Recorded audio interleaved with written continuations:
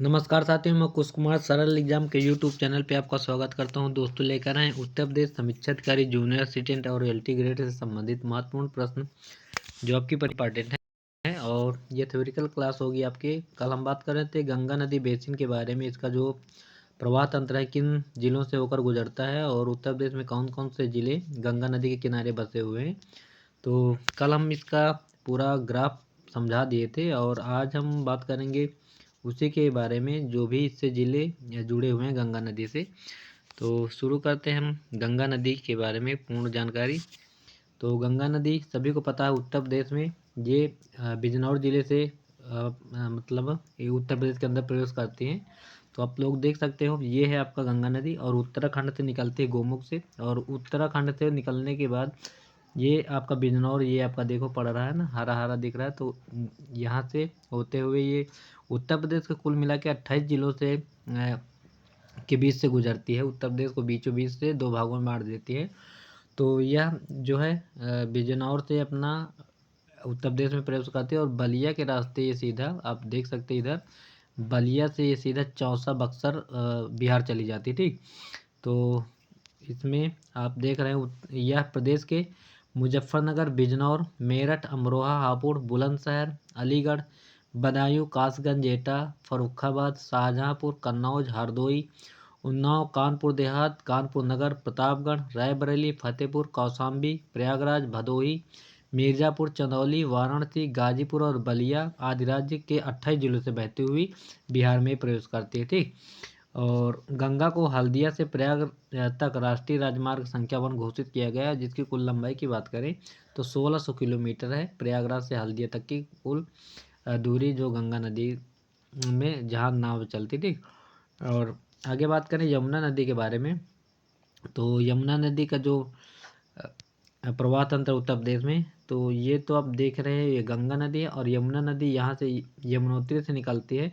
और ये बिजनौर में गंगा नदी उत्तर प्रदेश में आती है और ये सहारनपुर से उत्तर प्रदेश में प्रवेश करती है। और ये बहते हुए किनारे से सहारनपुर, शामली और ये बागपत होते हुए दिल्ली को काटते हुए सीधा इधर मथुरा में आती है। मथुरा से आगरा में अपनी सीमा बनाती है। फिर फिरोजाबाद के बाद आपको उत्तर प्रदेश में इटावा से औरैया से होते हुए निकल जाएगी इधर जालौन, हमीरपुर, बांदा और फिर चित्रकूट में कौशाम्बी जिले में गुजरती है। और इसके बाद ये प्रयागराज में संगम बना लेती है गंगा नदी में मिलके। ठीक, तो ये था यमुना नदी। और इसकी लंबाई की बात करें तो यमुना नदी की जो लंबाई है 1365 किलोमीटर लंबाई इसकी पड़ेगी। और गंगा नदी की लंबाई की बात करें तो इसको कुल लंबाई 2525 किलोमीटर इसकी लंबाई है। और बात करें इसके बिहार में जो क्षेत्र है 445 किलोमीटर गंगा नदी बहती है, जिसमें से सबसे ज़्यादा पटना में इसकी लंबाई कुल 99 किलोमीटर और उसके बाद भागलपुर में 97 किलोमीटर अपनी सीमा साझा करती है गंगा नदी। ठीक, लेकिन बात कर रहे हैं यमुना नदी के बारे में, तो यमुना नदी क्रम की सबसे महत्वपूर्ण नदी और गंगा की सबसे बड़ी सहायक नदी भी इसको कहते हैं। और यमुना नदी का उद्गम बताए तो बंदरपूंछ के पश्चिम ढाल पर स्थित यमुनोत्री हिमनद से निकलती है यहाँ पे ये। ठीक, और फिर मैदान में आने से पूर्व इसमें टोंस, गिरी तथा आसन नदियाँ मिलती हैं। और प्रदेश में इसका प्रवेश सहारनपुर के फैजाबाद नामक स्थान पर होता है। तो एक फैजाबाद दूसरा है और ये सहारनपुर में के अंदर एक फैजाबाद है अलग है। ठीक, और यमुना उत्तराखंड, हिमाचल प्रदेश, हरियाणा, दिल्ली तथा उत्तर प्रदेश में बहती है। यमुना नदी उत्तर प्रदेश के सहारनपुर, शामली, बागपत, गाजियाबाद, गौतम बुद्ध नगर, अलीगढ़, मथुरा, आगरा, इटावा, औरैया, जालौन, हमीरपुर, बांदा, फतेहपुर एवं प्रयागराज से होकर गुजरती है। ठीक, लगभग ये 18 जिले इससे जुड़ते हैं।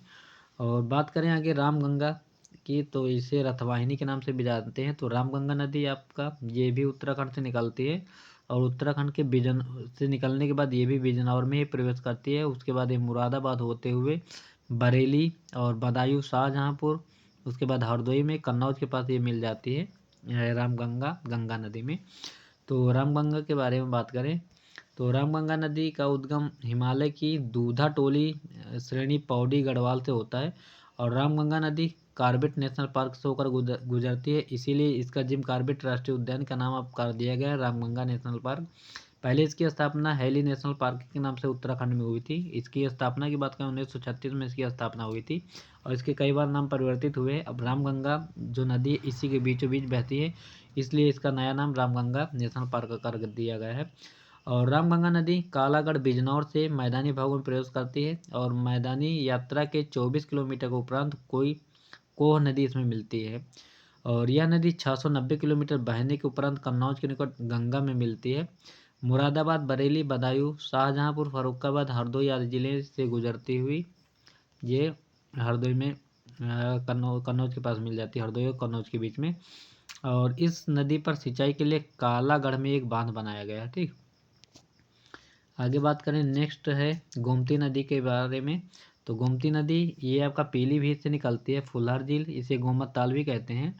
और पीलीभीत से निकलने के बाद ये इधर लखीमपुर खीरी होते सीतापुर और बाराबंकी लखनऊ के बीच से अपनी सीमा साझा करती हुई सीधा फैजाबाद और इधर आपका सुल्तानपुर है, अंबेडकर नगर है और फिर सुल्तानपुर के बीच से निकल के ये आजमगढ़ और जौनपुर के बीच से निकल के गाजीपुर में गंगा नदी में अपना मुहाना बनाती है। तो गोमती नदी के बारे में बात करें तो गोमती एक स्थलीय नदी है। स्थलीय का मतलब ये किसी जिले से निकलती है और जिसका उद्गम पीलीभीत जिले में स्थित पंगैली फुल्हर ताल या गोमत ताल से होता है। और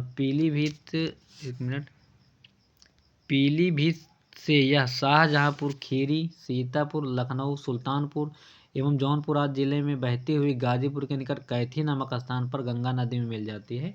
गोमती नदी की लंबाई की बात करें 940 किलोमीटर और गोमती व गंगा संगम पर प्रसिद्ध मार्कंडेय महादेव मंदिर है। और कुकरैल नदी गोमती की सहायक नदी है। आगे बात करें साई नदी के बारे में। तो साई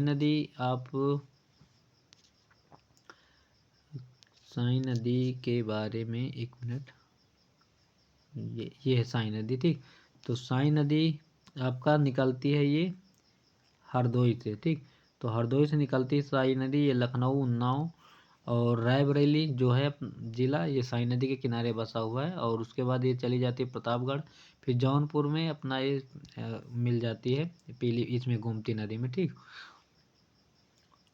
तो आगे इसमें बात करें तो गोमती की सहायक नदियों में साई प्रमुख है जो कि हरदोई के भिजवन झील से निकलती है और राजघाट जौनपुर में गोमती से मिल जाती है। इसकी लंबाई की बात करें 715 किलोमीटर इसकी लंबाई है। ठीक, आगे बात करें नेक्स्ट नदी जो उत्तर प्रदेश में है तो घाघरा करनाली नदी के बारे में। तो घाघरा करनाली नदी ये आपका इधर निकलती है ये लखीमपुर खीरी के ऊपर से। और ये फिलहाल घाघरा नदी जो है ये भारत से ना निकल के नेपाल से निकलती है। ठीक, घाघरा नदी। और इसके बारे में बता दें तो घाघरा करनाली नदी को उद्गम इधर होता है तिब्बत से। ठीक, तिब्बत के पठार पर स्थित मामचा चुंगो हिमनी से होता है जो कि ताकला कोट से लगभग 37 किलोमीटर उत्तर पश्चिम की ओर स्थित है। और यह नदी पर्वतीय प्रदेश में करनाली और मैदानी प्रदेश में घाघरा कहलाती है। घाघरा नदी की सहायक नदियाँ करनाली, सिख, टीला, सेठी, बेरी, राप्ती एवं छोटी गंडक। राप्ती नदी के किनारे आपका गोरखपुर बसा हुआ है और शीश पानी नामक स्थान से राज्य में प्रवेश करती है। आगे चलकर अयोध्या में यह सरयू कहलाती है। ठीक, और अयोध्या से आगे बढ़ने पर देवरिया बरहाज के पास इसमें राप्ती नदी मिल जाती है। फिर यह उत्तर प्रदेश से बाहर निकल जाती है और छपरा के पास गंगा में मिल जाती है। इसकी कुल लंबाई की बात करें तो 1080 किलोमीटर इसकी कुल लंबाई है। ठीक, तो ये है आपका घाघरा नदी, इधर देख लो ये घाघरा नदी जो काली काली इधर बहती है बहराइच, गोंडा, बाराबंकी, अयोध्या, अम्बेडकर नगर और इधर से ये गौतम संत कबीर नगर से होते हुए देवरिया से सीधा बिहार में चली जाती है। ठीक, छपरा में गंगा में मिल जाती है। और आगे बात करें काली नदी या शारदा नदी के बारे में। तो शारदा नदी ये निकलती है इधर, यहाँ से निकलने के बाद ये लखीमपुर खीरी सीतापुर होते हुए जाती है। और इसके बारे में बताएं तो शारदा नदी का उद्गम जो है कुमाऊं हिमालय मिलाप ग्लेशियर से होता है। प्रारंभ में इसे काली गंगा या गौरी गंगा के नाम से जाना जाता है। और शारदा नदी पीलीभीत एवं नेपाल की सीमा निर्धारित करती है। ब्रह्मदेव के निकट यह मैदानी भाग में प्रवेश करती है और प्रदेश में यह सर्वप्रथम पीलीभीत जिले में प्रवेश करती है। ठीक, तो ये देखो आप इधर देख लो, ये पीलीभीत है आपका, पड़ता है शारदा नदी। और सीतापुर के बासरा या बहराम घाट के निकट पहुंचकर यह करनाली घाघरा नदी में मिल जाती है। तो आप सीतापुर में देख लो, ये यहाँ पे मिल जाती है। ठीक, तो ये थे आज नदियों के संबंधित कुछ महत्वपूर्ण जानकारी जो उत्तर प्रदेश संबंधित है। और कल आपको फिर से दूसरी नदी राप्ती नदी है और भी जो उत्तर प्रदेश से संबंधित गंडक नदी है, तो इन नदियों के बारे में हम कल बताएंगे आपको नेक्स्ट वीडियो में। तब तक के लिए बाय सभी को, और क्लास अच्छी लगे तो लाइक और कमेंट करना ना भूलें। बाय सभी को, थैंक यू।